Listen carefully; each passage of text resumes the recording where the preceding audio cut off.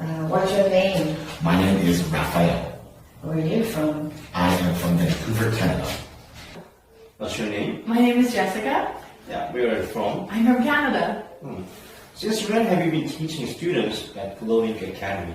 I've been teaching students for 1 year at Glowlink, and I've been teaching in Korea for 4 years.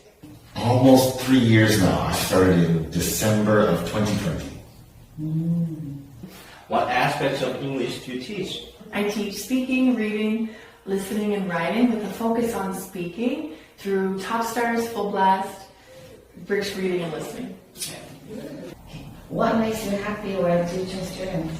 For me, teaching students, it's always nice to see the moment when they understand a new concept. Or at the beginning of the lesson, we introduce some new vocabulary, some new grammar, and by the end of the lesson, they can use it. And seeing them make those initial strides in their English journey is really rewarding for me and makes me happy to see them happy, certainly.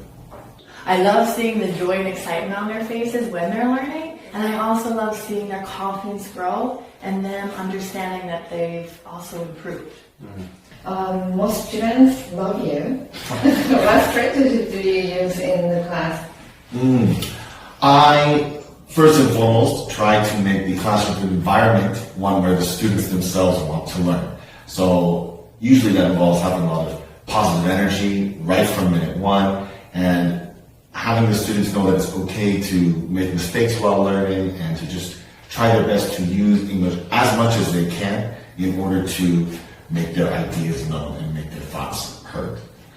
On top of that, within the textbook, we try to learn the material, and we also try to, I try to answer any extra questions they might have about related vocabulary, or how do I say this extra sentence. So if I can give them a little bit extra to build on, they tend to be happier and they feel that they can use more English than they could have at the start of class. I try my best to relate the concepts that we're learning in class to topics that they're interested in so that they can more easily apply it to their daily life. What do you think about Glowlink? I think Glowlink is a professional, warm, and welcoming environment conducive to learning. I think it's been great. I mean, as I said, I've been here almost 3 years. I love our students, and the staff here are fantastic. I think the philosophy overall is quite good. We focus a lot on speaking and getting them to actually use the English in a practical manner, and I've had an absolute blast here. What's your teaching philosophy? My teaching philosophy is to be open-minded to new ways and concepts of learning and to help the students to feel the most comfortable in their learning endeavors. Teaching philosophy. Students are learning, it's really important that rather than try to be perfect right from the start, they just have to use what they can and try their best. And you know, if we make a mistake, it's totally fine. I can help you with that.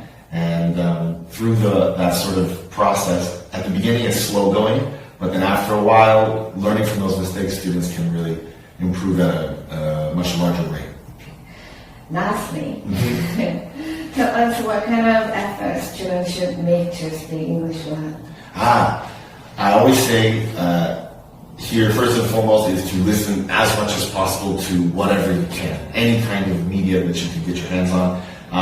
All of our students have a variety of interests. Some really like music, some really like sports, and I think it's really important to, even if you don't understand or comprehend 100% or even 80% of what you're listening to be in that space, to be listening to English, and be focused on listening to English.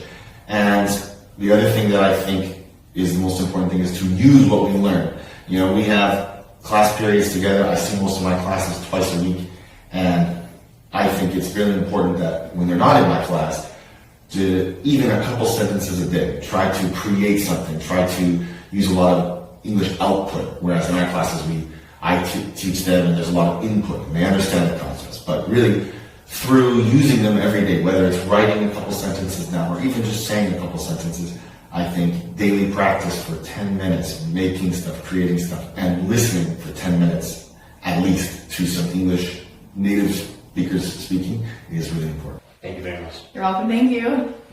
Thank you. Thank you.